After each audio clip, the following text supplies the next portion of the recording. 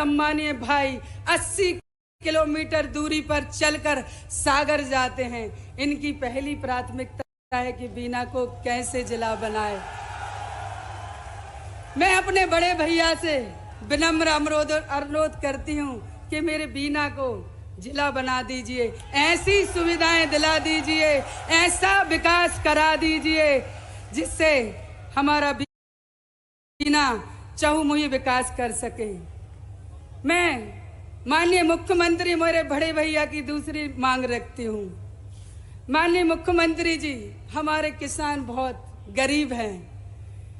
बीना नदी परियोजना जो कि हमारी बीना नदी का ही नाम रोशन करती है, लेकिन भैया इन बीना नदी परियोजना में मात्र मेरे बीना विधानसभा के मात्र 22 गांव जुड़े। बड़ा दुख होता है मेरे बीना के किसानों को कि उस नदी के नहर से गांव जुड़ ना सके। मेरी मांग है कि बीना नदी परियोजना में 70 गांव नहीं, पूरे 101 गांव, 151 गांव जोड़े जाएं। ये मेरी दूसरी मांग है। आदरणीय भैया, हमारे बीना विधानसभा की 25 पंचायतें जो खुरई तहसील में लगती हैं, बहुत ही दुखी हैं उन क्षेत्र के लोग। कहते हैं कि हम राजस्व के काम करवाने हम खुरई जाना पड़ता है। दीदी कुछ तो करो दीदी, हमने तुम्हें विधायक बनाया दीदी। मैं माननीय मुख्यमंत्री और मेरे बड़े भैया के समक्ष अपनी तीसरी मांग रख रही हूँ कि खिमलासा को पूर्ण तहसील का दर्जा मिले, जिससे हमारे खिमलासा पंचायत के 25 पंचायतों के लोग खुरई तहसील में ना जा सके। आदरणीय भाइयों, मैं अपनी चौथी मांग भी रखती हूँ। हमारा मंडी बामरा क्षेत्र बीना से करीब 30 किलोमीटर है। वहां पर ना तो महाविद्यालय है और उनको अपने रोज के काम करवाने तहसील 30 किलोमीटर बीना में आना पड़ता है। हमारे बड़े भैया और इस प्रदेश के यशस्वी जिनने विकास के लिए दिन रात मेहनत की, ऐसे बड़े भैया से मैं अपनी चौथी मांग रखना चाहती हूँ। मेरे बड़े भैया, मैं चाहती हूँ कि मंडी बामरा को नगर पंचायत का दर्जा दिया जाए और वहां पर महाविद्यालय खोला जाए, जिससे ये लोग कहते हैं मंडी बामरा के हमारे सम्मानीय भाइयों कि ये कहते हैं कि हमारा क्षेत्र विकास से दूर है। जब नगर पंचायत बन जाएगी तो भरपूर विकास होगा और महाविद्यालय खुल जाएगी तो वहां की बच्चियां वहीं पढ़ेंगी। मैं भाई से 5वीं मांग अपनी रखना चाहती हूँ। आदरणीय भाई, आपने हमेशा हम महिलाओं को सम्मान दिया है और आपकी बहनें, मध्य प्रदेश की बहनें सारी लाडली हैं और मैं चाहती हूँ कि हम लता दीदी और हम आपकी लाडली बहनों से रहें। तो मैं मांगती जाऊंगी। मेरे भानगढ़ के भी क्षेत्र के लोग क्यों अकेले बैठे? मैं चाहती हूँ, मेरे वहाँ के लोग चाहते हैं कि भानगढ़ के लिए एक बड़ा महाविद्यालय दिया जाए और उप तहसील के लिए भवन दिया जाए, जिससे वहाँ की बच्चियाँ जो 30 किलोमीटर चलकर अपने वाहनों से बीना पढ़ने आती हैं तो उनकी व्यवस्था वहाँ कर दी जाए। मैं अब बीना के नागरिकों की बात करना चाहती हूँ, उन विद्यालय की बात करती हूँ, उन विद्यार्थियों की बात करना चाहती हूँ। मेरे बीना में ऐसा कोई कॉलेज नहीं है जो वहां पर पढ़कर नौकरी पा सकें। बड़ी बड़ी कंपनियां हैं, BPCL, refinery, JP power plant, बड़े बड़े उद्योग लगे हैं, लेकिन बीना के लोगों को नौकरियां नहीं मिलती हैं। यदि मिलती है तो धूल लक्कड़ मिलती है।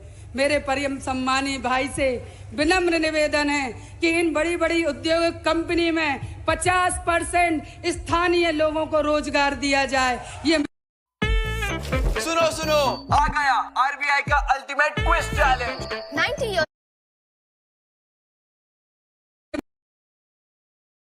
देश की सरकार ने इतना बड़ा पेट्रोकेमिकल हब का जो उद्घाटन किया है, जिससे स्थानीय लोगों को यहीं पढ़कर और यहीं पर नौकरी की व्यवस्था हो जाए। आदरणीय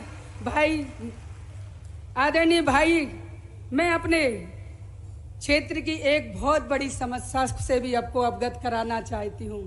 मेरा पूरा बीना विधानसभा का शहरी क्षेत्र चारों ओर से बड़े बड़े उद्योगों से घिरा हुआ है। जब भी यहाँ से बड़े बड़े वाहन इन उद्योगों को लिए जाते हैं, बीपीसीएल के लिए जाते हैं, जेपी के लिए जाते हैं या पावर ग्रिड के लिए जाते हैं, तो इन बड़े बड़े वाहनों के नीचे मेरे बीना विधानसभा के लाडले छोटे छोटे भाई उन वाहनों के नीचे दब जाते और कई बार मौत के शिकार होते हैं। ये मैं दृश्य मैंने अपनी आंखों से देखा है भाई। बस इतनी कृपा कर दो बीना विधानसभा के लोगों पर कि एक बड़ा रिंग रोड 40 किलोमीटर का रिंग रोड आप दी दीजिए, जिससे हमारे बीना के विधानसभा के छोटे छोटे बच्चे उन बड़े बड़े वाहनों के नीचे ना आए। मैं एक बात और कहना चाहती हूँ आदरणीय मेरे सम्मानीय बड़े भाई डॉक्टर मोहन यादव जी के, कि हमारे यहाँ भी ऐतिहासिक एरण हैं। कई वर्ष पहले यहाँ पर बड़े बड़े मेले लगते थे, लेकिन एरण को ऐतिहासिक पर्यटन स्थल घोषित ना होने के कारण बंद हो गया है। मेरा आपसे विनम्र निवेदन है कि इसको कैलेंडर में शामिल करके और एरण को पर्यटन स्थल घोषित किया जाए, जिससे हम लोग भी मकर संक्रांति पर, जैसे कि उज्जैन में महाकाल मंदिर पर मेला लगता है, तो हम भी उस छोटा सा मेला हम लोग भी लगा सकें। हमारे भाई से भी और भी विनम्र निवेदन है, समय लग रहा है, मैं बड़ी बड़ी छोटी छोटी बात कहना चाहती हूँ। आज हमारी नगर पालिका की स्थिति देखे, 600 स्क्वायर फीट में हमारी नगर पालिका का भवन बना है और इन 600 स्क्वायर फीट में ऐसा लगता है कि ये कोई मकान में रहने वाला है। यदि आप दे सकते हैं तो एक आधुनिक भवन दे दीजिए नगर पालिका के लिए, जिससे हम भविष्य में जो हमारा भविष्य में बड़ा एक बहुत बड़ा शहर बनेगा, तो नगर पालिका छोटी ना रह जाए। मैं किसान भाइयों की भी बात करना चाहती हूँ आदरणीय मुख्यमंत्री जी से, कि हमारे किसान भाई अपनी गेहूं तुलाई के समय किराए की भूमि लेते थे, लेकिन बहुत यहाँ पर दिक्कतें होती हैं, किसान भाई बहुत परेशान होता है। तुलाई के वक्त किसानों की जमीन हमें उनको किराए पे लेना पड़ती थी। हमारा आपसे विनम्र निवेदन है कि कृषि उपज मंडी का विस्तारीकरण कर दीजिए, जिससे हम आज 9 एकड़ भूमि पर जो बनी है वो कल भविष्य में 35 एकड़ भूमि पर कृषि उपज मंडी का निर्माण हो।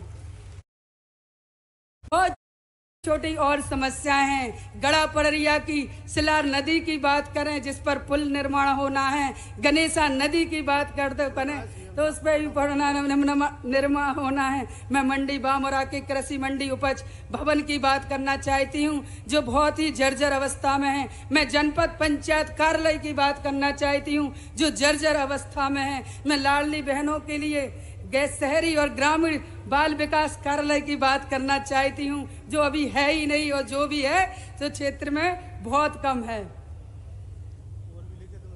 मैं न्यायालय परिसर में और भी बात करना चाहती हूँ। हाँ जी जी, बस एक बात और कहना चाहती हूँ साथियों, कि इस क्षेत्र के अंत में, इस क्षेत्र के विकास के लिए मैंने 15 वर्षों की राजनीति से क्या हासिल किया है।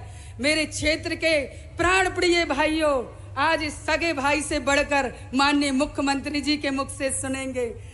मेरा त्याग, मेरा बलिदान बीना के सैकड़ों सपनों को पूरा कर सकती है, तो ये निर्मला सप्रे हजारों आलोचना स्वीकार करने के लिए तैयार है। अब फैसला इस सभा के बाद आपका होगा। यदि मैं गलत रहूं या सही रहूं, यदि सही रहूं तो भरपूर आशीर्वाद देना मेरे बीना क्षेत्र के सम्मानी भाइयों। बहुत सारी बातें हैं कहने को, चूंकि समय भी है, और इस भीषण मैं इन सबका धन्यवाद देना चाहती मेरे सम्मानीय भाइयों, कि इतनी बारिश के बाद भी आपकी इस बहन का हौसला बढ़ाने करने मेरे सम्मानीय भाई उपस्थित हुए हैं और आपके मुख से सुनना चाहते हैं। मैं अपने भाइयों के कभी आंगन में बैठकर बात कर लूंगी। यदि गलती कर रही है तो आप डांट देना, यदि मैं सही हूं तो दोनों हाथों से आशीर्वाद देना। चंद पॉइंटों में मैं अपनी बात खत्म करती हूं कि सौंप दिया है सब मैंने, सौंप दिया है सब मैंने, अब भार तुम्हारे हाथों में, बिना विकास की जीत तुम्हारे हाथों में और हार तुम्हारे हाथों में। जय हिंद, जय भारत, जय मेरे बीना विधानसभा के समस्त मेरे सम्मानीय भाइयों।